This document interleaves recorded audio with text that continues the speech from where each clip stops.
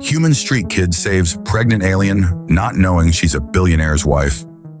The rain fell like liquid misery over the sprawling alien metropolis of Nyxora, turning the already grimy streets into slick, treacherous pathways. 17-year-old Mac Reeves pulled his threadbare jacket tighter around his lean frame, cursing under his breath as cold water seeped through the worn fabric.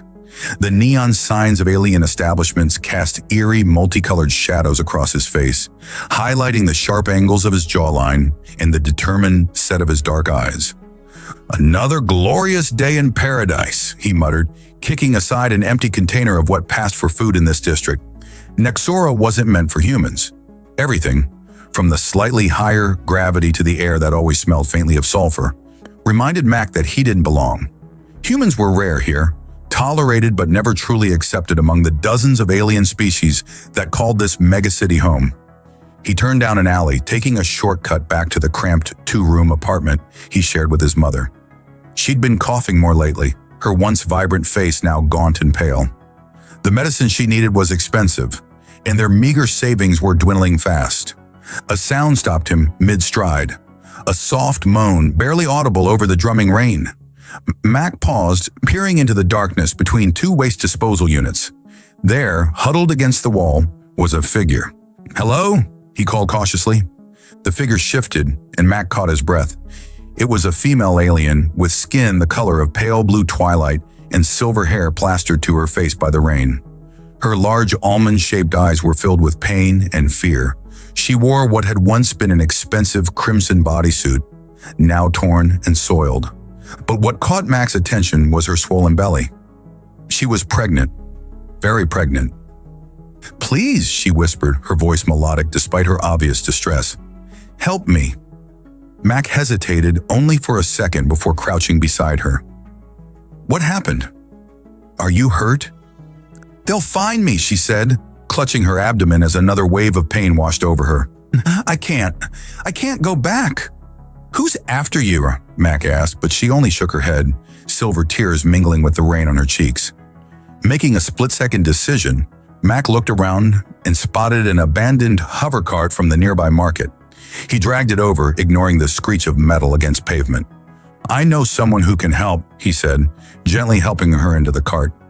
"A doctor. He's not exactly licensed, but he's good." The alien woman gripped his hand with surprising strength. "Thank you," she said, her eyes locking with his. "My name is Leary." "Mac," he replied, starting to push the cart through the rain-slicked alley. "Just hang on, Leary. We'll get you somewhere safe." Dr. Krell's underground clinic was hidden beneath a defunct food processing plant in the industrial district. The Saurian physician had a reputation for treating patients who couldn't or wouldn't go to official medical facilities. "By the stars, boy, what have you brought me?" Dr. Krell hissed when Mac burst through the door, pushing the hover cart with Leary inside. "She needs help," Mac said simply. "She's pregnant and in pain." The reptilian doctor's vertical pupils dilated as he examined Leary. "This is no ordinary street waif," he muttered, helping her onto an examination table. "Nilarian female, high caste by the look of her bone structure." Leary moaned again, her back arching in pain. "She's in labor," Dr. Krell announced, moving with surprising speed for his bulky frame. "Early, from the look of it. Identification?" he asked Leary. "Leary, darn," she gasped, but something in her hesitation made Mac suspicious. Dr. Krell seemed to notice too, his scaled brow furrowing. "Right, and I'm the Emperor of Centauri." Nevertheless, he began preparing his equipment. "Boy, make yourself useful. Sterilize your hands and assist me." For the next hour, Mac followed the doctor's instructions, fetching supplies and helping to stabilize Leary as her contractions intensified. Despite his gruff manner, Dr. Krell's hands were gentle and skilled. "Something's wrong," the doctor muttered eventually, studying a holographic scan hovering above Leary's abdomen. "The infant is in distress. We need to—" A thunderous crash interrupted him as the clinic's reinforced door burst inward. 6 heavily armed figures stormed in, their armor gleaming under the harsh lights. Each bore an emblem Mac recognized with dread, the twisted helix symbol of Vix Industries, owned by Tornvix, the most powerful and feared alien billionaire in the sector. "Step away from the female," the lead guard commanded, his weapon trained on Dr. Krell. Mac moved instinctively, placing himself between the guards and Leary. "She needs medical attention." "Stand down, human," the guard growled. "This doesn't concern you." "Mac," Leary whispered behind him, her voice strained. "It's all right." A tall figure entered the clinic, his presence commanding immediate attention. Toran Vix was an imposing Nilarian, his blue skin darker than Leary's, with intricate patterns etched across his visible skin. His eyes, cold and calculating, surveyed the scene before settling on Leary. "My wife, he said, his deep voice surprisingly gentle. "You've caused quite a commotion, beloved." Mac's stomach dropped. Wife? He'd been harboring the spouse of the most dangerous man in the sector? "Toran," Leary acknowledged weakly. "The baby." Vix's expression shifted to concern. He snapped his fingers and two medical professionals rushed in, quickly taking over from Dr. Krell. "You," Vix said, turning to Mac. "You helped my wife when she was vulnerable." "Why?" Mac straightened his shoulders. "Because she needed help. That's all." Vix studied him for a long moment, then nodded. "Your name?" "Mac Reeves." "Remember this, Mac Reeves. Toran Vix pays his debts." He turned to one of his guards. "See that this young man and his family are taken care of, and compensate the doctor for his discretion." As Leary was carefully transferred to a hovering medical pod, she reached out and caught Mac's hand. "Thank you," she whispered, her eyes holding a message he couldn't quite decipher. Then they were gone, leaving Mac standing in the wrecked clinic, wondering what the hell had just happened. 3 years could change a lot, but some things remained stubbornly constant. The rain still fell with the same miserable persistence over Nexera, and Mac still cursed it as he jogged the last block to his apartment building. At 20, Mac Reeves had filled out his once lanky frame with lean muscle. His dark hair was cut short now, practical rather than stylish, and a thin scar crossed his right eyebrow, a souvenir from a job-loading cargo that had gone sideways when the gravity stabilizers failed. The apartment building was modest but clean, located in a mixed-species neighborhood that was several significant steps up from the slums where he'd once lived. Toran Vix had been true to his word. The day after the clinic incident, Mac and his mother had been relocated, their meager possessions moved by efficient workers who asked no questions. A monthly stipend appeared in Mac's account, enough to live comfortably but not extravagantly, enough for his mother's basic medical care, but not for the specialized treatments that might actually cure her. Mac nodded to Mr. Prell, the six-armed Quillian superintendent who was sweeping the lobby. "Any deliveries today?" "Nothing for you, human boy," Prell replied, his mandibles clicking in what Mac had learned was a friendly manner. "How's your mother?" Mac's smile faltered. "Not great. The new medications aren't working as well as we hoped." Prell's antennae drooped in sympathy. "The universe has strange ways, yes? Some creatures live centuries without purpose, while others with much to give are taken too soon." "Yeah," Mac said, throat tight. "Strange ways." The apartment was quiet when he entered, the soft hum of medical equipment the only sound. Sarah Reeves lay in her adjustable bed by the window, her once vibrant red hair now streaked with gray and thinning from treatments. Her eyes were closed, her breathing shallow but steady. "Mom," Mac called softly. Her eyes fluttered open, and a smile transformed her gaunt face. "There's my boy. How was work?" "Same as always," Mac set down his bag and kissed her forehead. "The docks were busy." 3 Centaurian freighters came in back to back. He didn't mention the pain in his back from 12 hours of loading cargo, or the casual xenophobia from the dock supervisor, who always assigned humans the heaviest loads. It wouldn't help her to know. "Dr. Marin stopped by," she said, reaching for a glass of water. Mac quickly handed it to her. "What did he say?" Mac tried to keep his voice neutral, but anxiety crept in around the edges. Sarah took a small sip before answering. "The cellular degradation is accelerating. The standard treatments aren't going to cut it anymore." Mac sat heavily on the edge of the bed. "What are our options?" "There's an experimental treatment at the Vanguard Medical Institute." She squeezed his hand. "But it's not covered by our insurance. Dr. Marin estimates the cost at around 300,000 credits." The number hit Mac like a physical blow. 300,000 credits. It might as well have been 3 million. "We'll figure something out," he said, forcing confidence into his voice. "I can pick up extra shifts, maybe talk to the bank about a loan." "Mac," his mother's voice was gentle but firm. "We both know that's not realistic. I've made my peace with this." "Well, I haven't," Mac said, standing abruptly, "and I'm not going to." Later that night, after his mother had fallen asleep, Mac sat at their small kitchen table, scrolling through his datapad. Loan options, second jobs, even underground fighting rings. Nothing would generate the kind of money he needed quickly enough. His finger hovered over a contact he'd never used. 3 years ago, Toran Vix had given him a direct communication line. Should he ever need anything?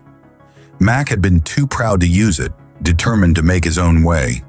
Pride wouldn't save his mother. Before he could second-guess himself, Mac activated the contact. To his surprise, it connected almost immediately. "Identify yourself," came a clipped voice. "Mac Reeves," he replied, suddenly uncertain. I helped Lady Leary 3 years ago. Mr. Vix gave me this contact." A pause then. 1 moment. The screen shifted, and Mac found himself looking at Toran Vix himself. The Nilarian billionaire looked much as he had 3 years ago, though perhaps the patterns on his blue skin had darkened slightly with age. "Young Mr. Reeves," Vix said, his expression unreadable. "This is unexpected." Mac swallowed hard. "I wouldn't contact you if it wasn't important, sir. It's my mother. She's very ill, and there's a treatment that could help her, but it's expensive." 300,000 credits for the Vanguard Protocol? Vix interrupted smoothly. "Yes, I'm aware of Dr. Marin's recommendation. I make it my business to stay informed about those under my protection." Mac blinked, thrown off balance. "You've been monitoring us." Naturally, Vix's tone suggested this should have been obvious. "Your mother's condition is unfortunate. The treatment has a 67% success rate, which is promising." "I can work off the debt," Mac said quickly. "Any job, any terms. I just need the money now, before it's too late." Vix studied him for a long moment. "As it happens, I do have a position that might suit someone with your unique qualities.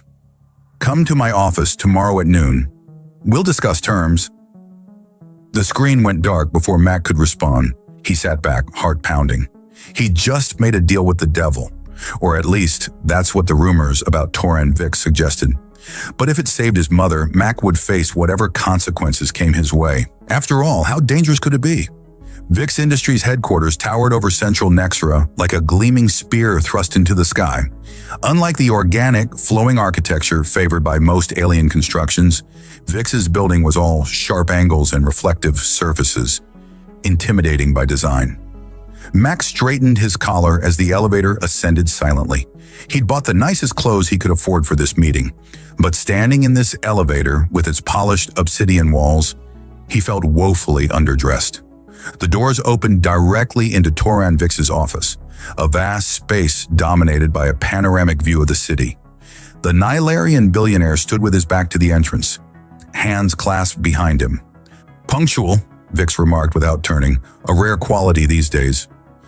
"My mother taught me to respect other people's time," Mac replied, stepping forward. Vix turned to his dark blue features, impassive. "How is Sarah?" "Comfortable, I trust." "As comfortable as someone can be when their body is betraying them," Mac said, then winced at his own bluntness. "Sorry. Yes, she's comfortable. Thank you for asking." Vix gestured to a seating area. "Please." The chairs were clearly designed for Nilarian physiology, making Mac feel even more out of place as he sat. A server droid silently offered him a drink, which he declined. "I'll be direct, Mr. Reeves," Vix said, taking a seat opposite him. "I have a problem that requires someone with your unique qualifications, which are: you're human, you're resourceful, you've demonstrated loyalty and quick thinking under pressure, and most importantly," Vix's lips curved in what might have been a smile, "you're completely unknown in certain circles." Mac leaned forward. "What exactly is the job?" Two tasks intertwined. Vix activated a holographic display between them. An image appeared of a sleek spacecraft. First, I need you to transport sensitive cargo across 3 sectors to the Catherian Reach. Second, while en route, you'll make a detour to infiltrate a research facility owned by Helix Dynamics. The hologram shifted to show a massive installation built into an asteroid. Mac recognized the company name. Helix Dynamics was Vix's biggest competitor in the biotech sector. Why me? You must have professional smugglers and spies on your payroll. Indeed. And Helix knows them all. Vix's expression hardened. We've had security breaches. I need someone outside my usual channels. What's the cargo? Mac asked, a knot forming in his stomach. Vix studied him for a moment. Genetic material, specifically modified human embryos. Mac stiffened. Human embryos? For what purpose? Research that could benefit your species greatly, Vix replied smoothly. Humans are remarkably adaptable, genetically speaking. Your DNA contains solutions to problems that have plagued other species for millennia. And Helix Dynamics? What am I looking for there? The hologram changed again, displaying molecular structures Mac couldn't begin to understand. Intelligence suggests they're developing a pathogen targeting specific genetic markers. It could be weaponized against certain species, including humans. Vix's eyes narrowed. I need confirmation and, if possible, samples of their research. Mac's mind raced. This was far more dangerous than he'd anticipated. And if I'm caught, you'll be disavowed. Vix Industries has no connection to you beyond your mother's medical care. Vix's tone was matter-of-fact. However, succeed, and not only will your mother receive the treatment she needs, but I'll establish a trust fund ensuring her care for life. Max swallowed hard. When would I leave? Tomorrow. The cargo is being prepared as we speak. Vix stood, signaling the end of the meeting. One more thing, Mr. Reeves. The ship has been programmed to self-destruct if tampered with. I suggest you deliver the cargo as instructed. Understood. Mac rose, his mouth dry. I'll need details, navigation charts, facility layouts, security protocols. My assistant will provide everything. Vix extended his hand, a surprisingly human gesture. Do we have an agreement? Mac hesitated only briefly before clasping the alien's hand. We do. As Mac turned to leave, the office door slid open to reveal a female Nilarian. Mac froze, recognition hitting him instantly. Lyri Vix was even more beautiful than he remembered. Her silver hair was elegantly styled, her pale blue skin luminous against a gown of deep emerald. Her large eyes widened slightly at the sight of him. I apologize for interrupting, she said, her melodic voice bringing back memories of that rainy night 3 years ago. Not at all, my dear, Vix replied. You remember Mr. Reeves, I'm sure. Of course, Lyri approached, extending her hand. When Mac took it, she squeezed gently. How could I forget the human who saved my life? And Tari's. Tari, Mac asked. Our daughter, Lyri explained, a genuine smile warming her features. She's 3 now, healthy and strong, thanks in no small part to you. I'm glad, Mac said, suddenly aware he was still holding her hand. He released it quickly. Mr. Reeves will be undertaking a special project for us, Vix explained, placing a possessive hand on his wife's waist. Something flickered in Lyri's eyes. Concern? Warning? It was gone too quickly for Mac to be sure. Then we're fortunate to have him, she said. Turning to Mac, she added, Perhaps you could join us for dinner before you depart? I'm sure Tari would love to meet her rescuer. Before Mac could respond, Vix interjected smoothly. Unfortunately, Mr. Reeves's timetable is quite tight. Perhaps upon his return. Of course, Lyri conceded, though Mac detected a note of disappointment. Safe travels, Mr. Reeves. As Mac left the office, he couldn't shake the feeling that there was much more to this mission than Vix had revealed, and that Lyri knew exactly what it was. Mac spent the evening in his apartment, studying the mission details on a secure datapad provided by Vix's assistant. The ship, a modified Corvin stealth runner named Nightshade, was impressive. Small enough to avoid most detection systems, but equipped with high-end defensive capabilities. The route to the Cytherian Reach would take him through 3 sectors, including a notorious pirate haven called the Vermilion Belt. His mother was already asleep when he finished preparations. Mac stood in her doorway, watching her chest rise and fall, wondering if he'd made the right choice.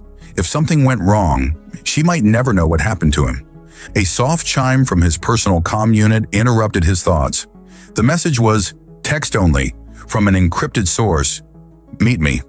Lunar Gardens, East Pavilion, 1 hour. Come alone. L.A.'s Mac stared at the message. L. Leary, it had to be. But why the secrecy? The Lunar Gardens were a public park in the diplomatic district designed to showcase flora from dozens of worlds. At night, bioluminescent plants transformed the space into a glowing wonderland that attracted tourists and locals alike. The perfect place for a clandestine meeting, visible enough to be safe, crowded enough to be anonymous. Mac arrived early, positioning himself near the East Pavilion with a clear view of all approaches. The air was sweet with the scent of alien blossoms, some of which seemed to sing softly in the gentle breeze. Humans always scan their surroundings like predators, came a melodic voice behind him. It's quite fascinating. Mac turned to find Leary standing there, her silver hair now hidden under a simple hood, her elegant gown replaced by nondescript clothing. Without her finery, she looked younger, more like the frightened girl he'd found in that alley. "How did you get past me?" Mac asked, genuinely impressed. "Nilarians can alter our skin pigmentation slightly, not enough to change color completely, but enough to blend with shadows." She smiled, but it didn't reach her eyes. "Walk with me. We don't have much time." They strolled along a winding path lit by glowing fungi. Leary remained silent until they reached a secluded alcove surrounded by tall, swaying plants that seemed to bend away from visitors, creating a natural privacy screen. "My husband is not what he appears to be," she said without preamble. "Few billionaires are, I imagine," Mac replied cautiously. "This isn't about wealth or power games." Leary's large eyes fixed on him intensely. "The cargo you're transporting, it's not what he told you." "Modified human embryos for research," Mac said. "What are they really?" "Prototypes, the first generation of what he calls Terran Prime, genetically engineered human soldiers designed for absolute loyalty and enhanced combat capabilities." Her voice dropped lower. "He's creating an army, Mac, one that will make humans the most feared mercenaries in the galaxy. But under his control." Mac felt cold despite the garden's pleasant temperature. Why would he do this? Power. The ultimate commodity. Leary's expression hardened. The mission to Helix Dynamics is equally deceptive. Yes, they're developing a pathogen, but Toran already knows this. He wants you to steal it so he can refine it. Create a targeted bioweapon that would eliminate his competitors while making it look like Helix's project backfired. "And trigger an interspecies conflict," Mac concluded, the pieces falling into place, "with humans caught in the middle." "Precisely. The resulting chaos would be profitable for his weapons divisions and create demand for his superior human soldiers." Leary pulled a small device from her pocket. "This contains the real coordinates for the Helix facility and security codes that won't trigger alarms. It also has evidence of what I've told you, data I've been collecting for years." Mac hesitated before taking it. "Why are you telling me this? Why risk everything?" Leary's composure cracked slightly. "Because you saved me once without question. Because my daughter is half human, and I won't let her father use her mother's species as pawns." She paused, vulnerability showing through her determined exterior. "And because I've never forgotten how it felt to be truly seen as a person, not a possession, when you found me in that alley." The moment hung between them, charged with unspoken feelings. Mac was acutely aware of how close they were standing, of the faint floral scent that seemed to emanate from her skin. The ship's AUI," Leary continued, breaking the tension. "It's called Cora. Torin told you it would self-destruct if tampered with, but that's not all. It's programmed to monitor you constantly and has override capabilities. It will report any deviation from the planned route directly to him. So I'm basically a prisoner on my own ship." "Yes, but Cora has a weakness." Leary's lips curved in a small smile. She's designed to prioritize the safety of the cargo above all else. If you can convince her the cargo's at risk, she'll follow your commands. A distant chime sounded through the gardens, the 10-minute warning before closing. "I need to go," Leary said urgently. "Torin thinks I'm at a cultural gala. If he discovers I've met with you—" "He won't," Mac assured her, pocketing the device. "But what about you? If he's as dangerous as you say—" "I've survived 3 years as his wife," Leary said with grim determination. "I can handle myself until this is over. Just promise me you'll succeed. For all our sakes." "I promise," Max said, meaning it. Leary reached up suddenly, placing her cool palm against his cheek. "Humans are remarkable creatures," she murmured. "So fragile compared to many species, yet so unbendingly resilient. Toran sees this as something to exploit. I see it as something to admire." Before Mac could respond, she leaned forward and pressed her lips briefly to his, a gesture she must have learned from studying humans. It lasted only a moment, but it sent an electric current through his entire body. "For luck," she whispered, then turned and disappeared into the luminous foliage, leaving Mac alone with a dangerous mission that had just become infinitely more complicated. The nightshade hummed with quiet efficiency as Mac guided it through the departure protocols. Nexora's sprawling cityscape shrank beneath him, its lights blurring into a glittering tapestry against the planet's surface. "Atmospheric exit complete," announced Cora, the ship's AI. Her voice was surprisingly warm for an artificial intelligence, melodic with a hint of an accent Mac couldn't quite place. "Setting course for the Vermilion Belt." "Thanks, Cora," Mac replied, still getting used to speaking to an empty cockpit. "How long until we reach the first checkpoint?" "Approximately 17 hours at current velocity," she responded. "Would you like me to prepare a meal from the galley?" "Not hungry yet." Mac's thoughts were still tangled in the lunar gardens with Leary. The memory of her lips against his lingered, a ghost of sensation that wouldn't fade. Once they were safely in the void between star systems, Mac set the autopilot and made his way to the cargo hold. The container housing the embryos was smaller than he'd expected, a sleek, refrigerated unit about the size of a standard shipping crate. Its surface was unmarked except for a biometric scanner that presumably only Vix and his associates could access. Max circled it warily, remembering Leary's words. Not research specimens, but prototypes for engineered super soldiers. He placed a hand on the cool metal, trying to reconcile the enormity of what it contained with its unassuming appearance. "The cargo appears stable," Cora commented through the hold's speakers. "All life support systems functioning at optimal levels." "Good to know," Max said, wondering how much the AI knew about the container's contents. "Cora, what can you tell me about this cargo?" A brief pause. "The cargo consists of biological material requiring precise temperature control and minimal gravitational fluctuation. Beyond these parameters, information is restricted, so she either didn't know or wasn't programmed to discuss it." Mac returned to the cockpit, pulling out the device Leary had given him. It contained detailed schematics of the Helix facility, security protocols, and, most damning, internal communications from Vix Industries discussing the Terran Prime project. 6 hours into the journey, Mac was reviewing the Helix infiltration plan when an alarm blared through the ship. "Alert," Cora announced, her voice now sharp and urgent. "Course deviation detected. Unauthorized navigation change in progress." Mac bolted upright. "What? I didn't change anything." "Correct. The navigation system has been remotely accessed. New coordinates are being uploaded." "Override it," Mac commanded, rushing to the controls.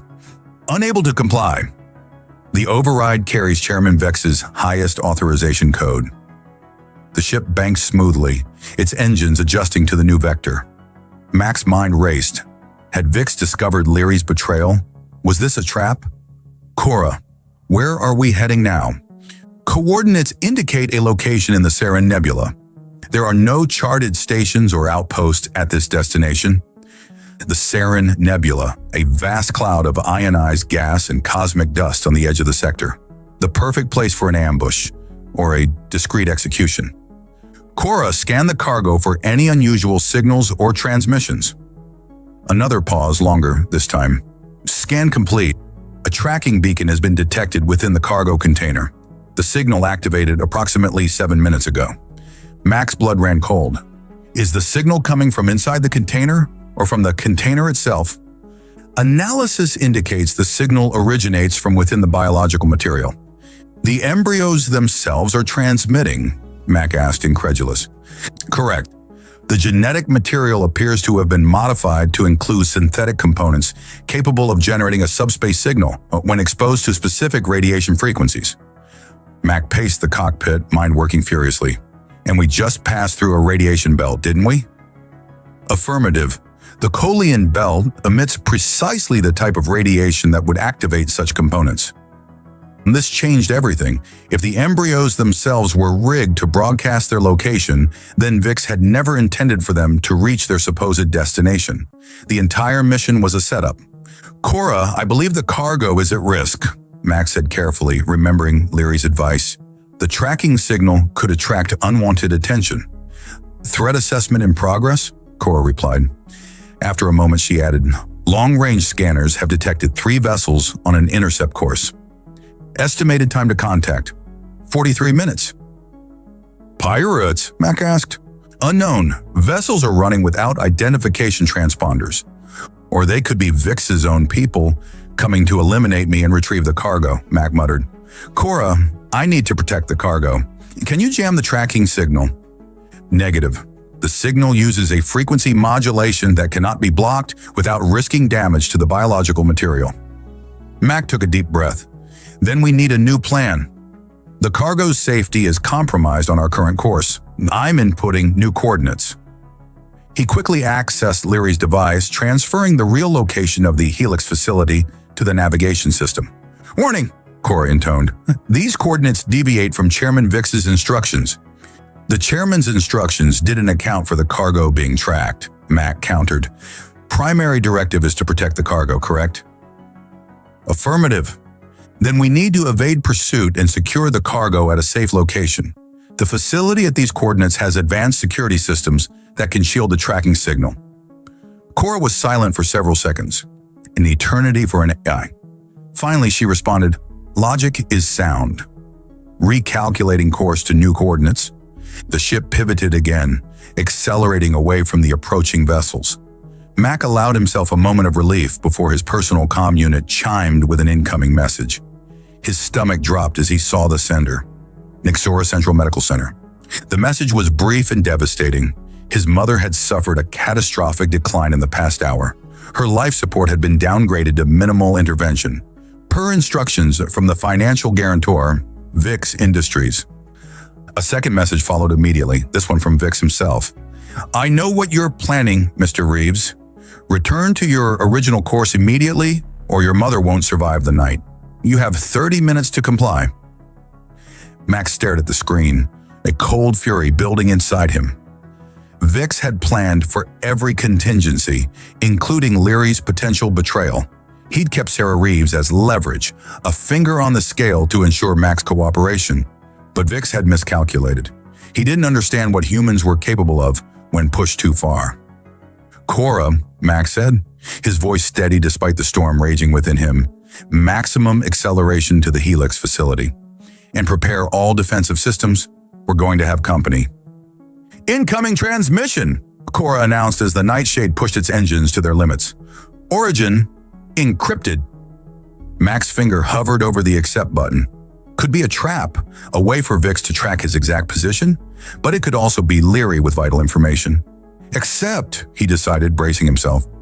To his shock, the scaled, reptilian face of Dr. Krell filled the screen. The Saurian looked older, the ridges around his eyes more pronounced, but his vertical pupils were as sharp and alert as ever. Reeves, the doctor hissed without preamble. Your mother is safe. Mac nearly collapsed with relief. What? How? I've been monitoring Vix's activities since that night 3 years ago, Krell explained, his forked tongue flicking occasionally. When Lady Vix contacted me about your current predicament, I took precautions. I removed Sarah Reeves from the medical center 6 hours ago, replacing her with a biosimulant programmed to mimic terminal decline. Where is she now? My private facility in the Undercity. Her condition is stable, though still serious. Krell's expression hardened. You have approximately 12 hours before Vix realizes the deception. Mac's mind raced. Dr. Krell, why are you helping me? The Saurian's scales rippled in what might have been amusement. Vix destroyed my legitimate practice after that night. Claimed I was compromised. I've been operating underground ever since. His voice lowered. Besides, I find humans intriguing. Your species possesses a remarkable combination of fragility and resilience. It would be a shame to see you weaponized as Vix intends. Thank you, Max said, meaning it. I owe you. Yes, you do, Krell agreed bluntly, and I'll collect. For now, focus on your mission. Krell out. As the transmission ended, Mac turned his attention back to the immediate problem. Vix's pursuit vessels were gaining, and the Nightshade couldn't outrun them all the way to Helix. Cora, I need to access the cargo, he announced, heading toward the hold. Warning, unauthorized access to cargo will trigger security protocols. The AI responded. The cargo is already compromised by the tracking signal. Mac countered. I need to extract a small sample to protect the main shipment. After a moment's calculation, Cora replied, proceeding with limited access protocol. Cargo container will allow extraction of up to 5% of contents without triggering self-destruct. In the hold, Mac watched as a small panel slid open on the container's surface. Inside, a rack of tiny vials glowed with an eerie blue light. Each contained what looked like a minuscule cluster of cells suspended in clear fluid. Human embryos, modified to become soldiers. The thought made his stomach turn. Carefully, Mac extracted one vial. Cora, prepare an automated probe. Program it to follow a course toward the Serene Nebula at maximum speed. Probe preparation complete, Cora confirmed minutes later. Mac placed the vial into the probe's secure compartment. Launch when ready. The Nightshade shuddered slightly as the small probe detached and accelerated away, broadcasting the same tracking signal as the main cargo. Pursuit vessels are altering course, Cora reported after several tense minutes. 2 are following the probe. 1 continues on our trajectory. 1 was better than 3, but still problematic. Mac needed to reach Helix, gather evidence of their bioweapon program, and escape, all while being hunted. Cora, what's our ETA to Helix? 47 minutes at current velocity. And the pursuing vessel? Intercept in 52 minutes if we maintain current speed. A narrow window, but it might be enough. Max studied the Helix facility's schematics from Leary's device. The research lab containing the pathogen samples was 3 levels below the main docking bay. According to the security protocols, he'd have approximately 20 minutes between breaching the facility and the automated lockdown response. Cora, I need you to create a diversion when we reach Helix, Max said, formulating a plan. Can you simulate a catastrophic engine failure that would require emergency docking procedures? Affirmative. Such a simulation would bypass standard docking protocols and security scans. Good. Once we're docked, I'll need you to maintain the simulation while I access the facility. If anyone tries to board, seal the ship and claim quarantine protocols are in effect due to potential radiation leakage. Understood. However, such measures will only delay security response, not prevent it entirely.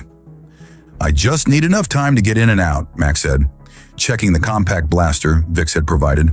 Small but powerful and hopefully unnecessary. As they approached Helix, Mac prepared himself mentally. The facility loomed ahead, a massive structure built into the side of an asteroid, its docking bays illuminated against the darkness of space. Beginning engine failure simulation, Cora announced, broadcasting emergency signals. The ship shuddered convincingly, internal lights flickering as Cora cut power to non-essential systems. Mac gripped the console as the Nightshade appeared to tumble erratically toward the facility. Helix control responding, Cora reported. Emergency docking clearance granted for Base 17. The ship stabilized just enough to make a rough but controlled landing in the designated bay. Through the viewports, Mac could see emergency response teams rushing toward them, only to halt as Cora broadcast warnings about radiation contamination.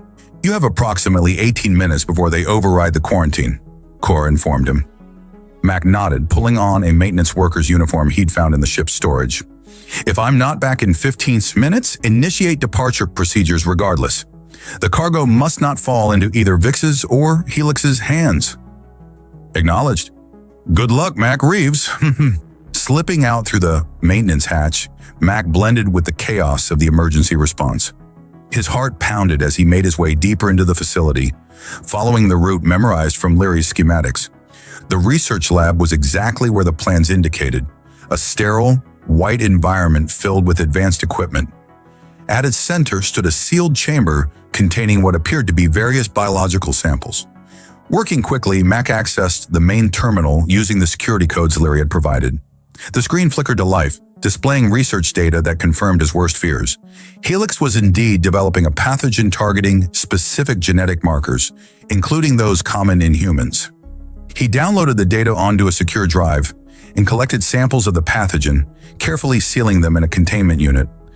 As he worked, he couldn't help but notice something odd about the research parameters. The pathogen wasn't designed to be lethal. It was designed to trigger specific genetic expressions.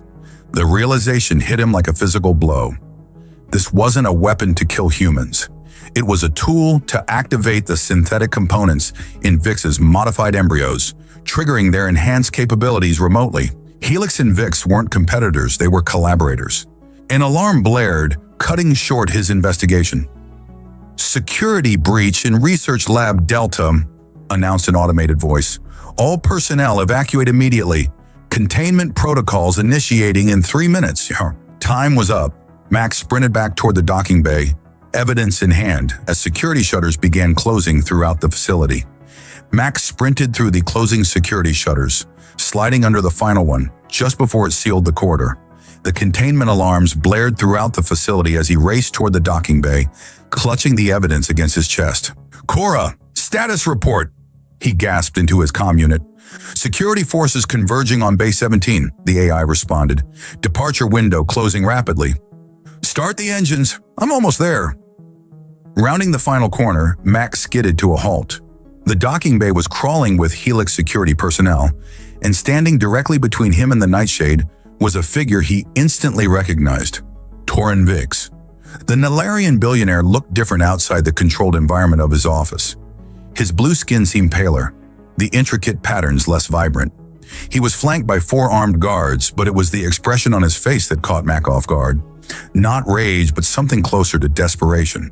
"Mr. Reeves," Vix called out, his voice carrying across the bay. "I believe you have something that belongs to me." Mac assessed his options. The nearest cover was a stack of cargo containers to his right. The Nightshade's engines were powering up, but the ship was surrounded. "Actually," Mac replied, edging toward the containers, "I think I have evidence of your crimes.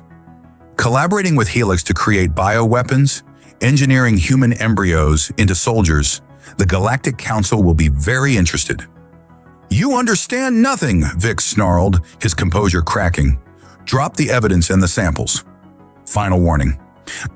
Mac dove behind the containers as blaster fire erupted from Vix's guards. The metal sizzled where energy bolts struck, inches from his head. "Cora, I need a distraction," Mac shouted into his comm. The Nightshade's external lights suddenly flashed blindingly, and the ship's defensive systems activated, firing precise, non-lethal shots that scattered the security forces. In the chaos, Max sprinted from cover toward the ship's loading ramp. He was halfway there when something slammed into his back, sending him sprawling. Rolling over, he found Vix standing over him, a small blaster in hand. "You've ruined everything," the Nihilarian hissed, his chest heaving. "Years of planning, billions in research, all for nothing." Max scrambled backward, still clutching the evidence. "It was wrong, Vix. You can't engineer an entire species into weapons." "Weapons?" Vix laughed bitterly. "Is that what you think this is about? Power? Profit?" He gestured sharply and his guards formed a perimeter, keeping the Helix forces at bay. "Look at me, human. Really, look." For the first time, Mac noticed the subtle tremor in Vix's hands, the unnatural pallor beneath his blue skin. "You're sick," he realized. "Not just me, my entire species." Vix's voice dropped, suddenly weary. The Narration race is dying, Reeves. A genetic defect that appeared 3 generations ago has spread throughout our population. Within 50 years, we'll be extinct. What does that have to do with human embryos? Your DNA is remarkably adaptive, uniquely so among all known species. We discovered that human genetic material, properly integrated with Narration DNA, could correct the defect. Vix's eyes flicked toward the nightshade. Those embryos aren't weapons. They're templates for a cure. Mac's mind raced. But why the secrecy? The deception? You could have asked for human volunteers. Politics, Vix spat. The Galactic Council forbids genetic experimentation across species lines after the Cretan disaster. They'd rather let an entire race die than risk another incident. His expression hardened. I chose to save my people by any means necessary. By creating human Narration hybrids without consent, Mac countered. By planning to trigger their development with Helix's pathogen. A controlled activation of beneficial traits, Vix insisted. Nothing more. And the super soldier capabilities. Just a side benefit? Vix didn't answer, which was answer enough. There has to be another way, Mac said, slowly rising to his feet. One that doesn't involve exploiting humans. There isn't. We've tried everything else. For a moment, genuine anguish crossed Vix's features. My daughter, Tari, she's the only successful natural hybrid in existence. Her human DNA has kept the defect dormant, but it's not enough for a cure. We need the engineered templates. Mac thought of Leary, of the night he'd found her pregnant and desperate in that alley. Had she been running from this fate for her child, or had she been part of Vix's plan all along? A plan began forming in Mac's mind. What if there was a third option? Something that could save your species without turning humans into unwilling genetic donors? Vix's eyes narrowed suspiciously. Explain. The Vanguard Medical Institute, the same place that could treat my mother, they've pioneered gene therapy techniques that don't require embryonic templates. Voluntary adult human donors could provide the genetic material you need ethically. Impossible. We investigated. You investigated 3 years ago, Mac interrupted. Science advances. The treatment my mother needs uses the same technology that could help your people. Targeted genetic reconstruction. Uncertainty flickered across Vix's face. Even if that were true, the Council would never approve. They would if the alternative was extinction, Mac pressed, especially with your resources behind it, presented as a humanitarian effort rather than a covert operation. The facility's alarms suddenly shifted tone, indicating an escalation in security protocols. They were running out of time. We need to go, Max said urgently. Now, bring the embryos as evidence of the genetic defect, not as templates. I'll bring the pathogen research. Together, we can present a case to the Council for an ethical solution. Vix stared at him, calculation and desperate hope warring in his expression. Why would you help me after what I've done? I'm not helping you, Max said firmly. I'm helping your people and protecting mine. That's what humans do. We find a way forward, even when it seems impossible. After a long moment, Vix nodded sharply and gestured to his guards. Secure the cargo and board the human's vessel. Quickly. Minutes later, the Nightshade broke free of the docking clamps, accelerating away from the Helix facility as defense turrets fired ineffectually after them. In the ship's common area, Mac established a secure connection to Dr. Krell. You've been busy, the Saurian observed dryly, taking in the sight of Vix and his guards behind Mac. Change of plan, Mac replied. We're bringing guests. And I need you to arrange a meeting with the head of the Vanguard Institute. Ambitious, Krell hissed, his scales rippling. Your mother will be pleased. She always said you'd either end up changing the world or getting yourself killed trying. Tell her I'm working on the former, Max said with a tired smile. We'll be there in 6 hours. As the transmission ended, Mac felt Vix's eyes on him. Your species continues to surprise me, Reeves, the Narration said quietly. When faced with extinction, most would fight only for themselves. That's where you're wrong, Mac replied, thinking of his mother, of Leary, of the strange journey that had brought him here. Humans fight hardest when we're fighting for others. It's our greatest strength. For the first time, Vix looked at him not with calculation or contempt, but with something approaching respect. Perhaps that's why we need you after all. The nightshade streaked through the void toward Nexora, carrying with it the seeds of salvation for two species, and proof that sometimes the most powerful force in the universe is simply humanity's stubborn refusal to accept that some problems can't be solved.